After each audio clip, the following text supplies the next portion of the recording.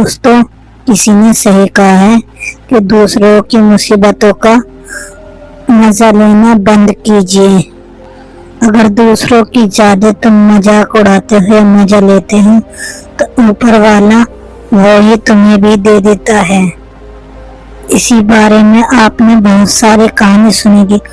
आज एक छोटी सी स्टोरी के माध्यम से आज हम आपको ये सीख देंगे, दूसरों का मजाक उड़ाने से या दूसरों के मजे लेने से क्या नुकसान अपना होता है। जैसे आदत से मजबूर होना पुरानी आदत है, जाते जाते जाएगी। ऐसी बहुत सारी कहानी है, सारी कहानी। जैसी आदत वैसा जीवन। ये आदत ऐसे नहीं बनी है जी हम जिंदगी जीते हैं, वैसी आदत बनती है हमारी। जैसे लोगों के पास रहते हैं और जैसे लोगों के साथ हम घूमते हैं उन्हें हम आदत बोलते हैं और हमारे ही वैसी आदत बनती है। नमस्कार दोस्तों, बहुत पहले की बात है। एक राजा था जो अपनी प्रजा और अपने परिवार का बहुत ख्याल रखता था। राजाओं को बहुत दिनों से संदेह था उनके आदमियों पे। उसके 3 सेनापति थे और बहुत 3 मंत्री थे।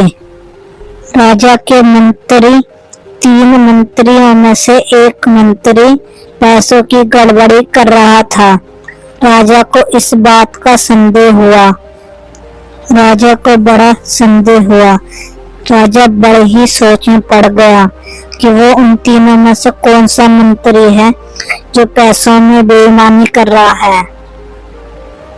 कौन सा मंत्री ईमानदार है और कौन सा मंत्री बेईमान है। राजा इस सोच में बहुत ज्यादा परेशान होने लगा था। अब राजा ने एक रात सोने के बाद अगले दिन तीनों मंत्रियों को बुलाया और बोला कि हमारा जन्मदिन आने वाला है कि तुम तीनों को एक जंगल में जाना होगा।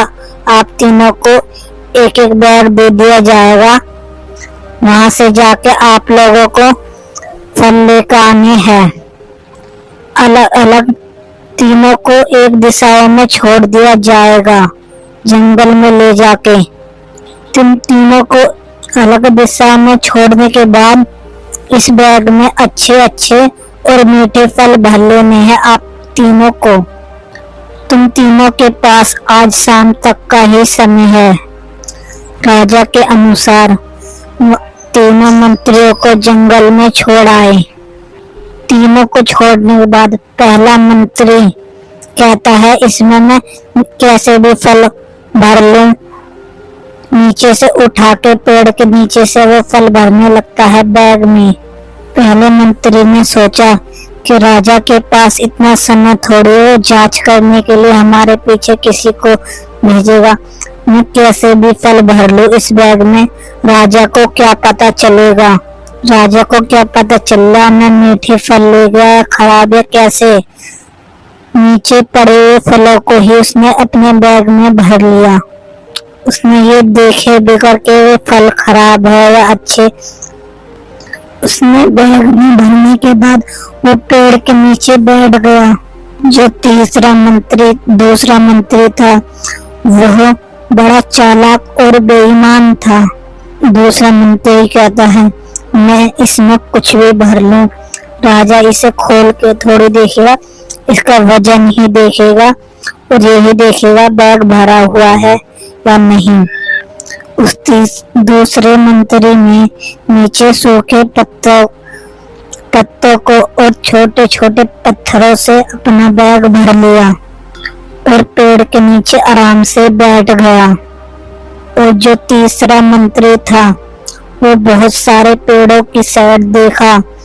उसे कुछ पेड़ अच्छे मिले जिसपे फल लटके होते हुए, फिर और आगे चलता गया। फिर उसे थोड़े और अच्छे फल मिले। उसे बहुत मेहनत करके अपने बैग में भर लिए और वो बहुत ज्यादा थक भी गया था। उसने कहा कि राजा के लिए मैंने अच्छे फल और मीठे फल इस बैग में भर लिए हैं। अब वो बहुत ज्यादा थक चुका था। अब वो भी पेड़ के नीचे एक आराम करने के लिए बैठ गया। राजा के अनुसार शाम होने वाली ही थी और समय भी समाप्त होने वाला था। वह तीनों अपने अपने फल की बैग लेकर महल की ओर चल दिए। बैगों के साथ वो तीनों मंत्री भी महल वापस आ गए। राजा ने तीनों मंत्रियों को अपने सामने बुलाया और सिपाही से बोला, इन तीनों को जेल में डाल दो, अलग अलग जेल में, और 1 महीने तक इन्हें कुछ भी खाने को ना दिया जाए और ये वही फल खाएंगे जो अपने बैगों में भर के लाए हैं। जो पहला मंत्री था उसने 1 महीने तक वही खराब फल खाए जो वो बैग में भर के लाया था और इसी कारण उसकी तबीयत भी खराब होने लग गई थी और वो बहुत ज्यादा बीमार पड़ गया। दूसरा मंत्री जो दूसरा मंत्री था बेईमान और आलसी था। वो अपने बैग में पत्थर और सूखे पत्ते भर के लाया था। उसके बैग में कुछ भी खाने लायक नहीं था। फिर उसे अपने आप पर पछतावा हुआ कि मैं आज अपने लिए थोड़े बैग में थोड़े फल भर लेता तो मैं आज खा लेता, कि थोड़ी मेहनत करके मैंने पेड़ पर तोड़ के इसमें फल भर लिए होते तो आज मेरी ये हालत न होती। 2 दिन बाद वह भूख के कारण मर गया। नंबर 3 जो मंत्री था, तीसरा वाला जो तीसरे मंत्री था, उसने जो अपने बैग में अच्छे अच्छे फल और अलग अलग तरह के फल थे वही खाए। उसने थोड़ी मेहनत करके वे जो फल तोड़ लिए वही पूरे महीने भर तक खाए थे उसने। दोस्तों, इस कहानी से हमें ये सीख मिलती है, जो हम आलस और बेईमानी करते हैं, बेईमानी मतलब काम न करना, अपने काम में ही आलसपन करना, उसमें कोई फर्क नहीं पड़ता। आज तो हम आलस करके काम कर लेंगे, लेकिन कुछ समय बाद भविष्य में हमें उस बात का पछतावा होता है बहुत ज्यादा। आपने बहुत से लोगों को ये कहते हुए सुना होगा कि आज मैं कुछ ये कर लेता तो। उन लोगों ने अपने आलसपन को अपनाया था, इसलिए आज वो लोग जहाँ है वहीं है। जिस इंसान ने अपनी मेहनत को अपनाया था वह इंसान आज आगे बढ़ चुका है। अपने काम में बेईमानी और आलसपन बिल्कुल भी मत करो और कुछ समय बाद हमें अपने आलसीपन और बेईमानीपन से कुछ समय बाद कुछ नहीं मिलता। ये जो समय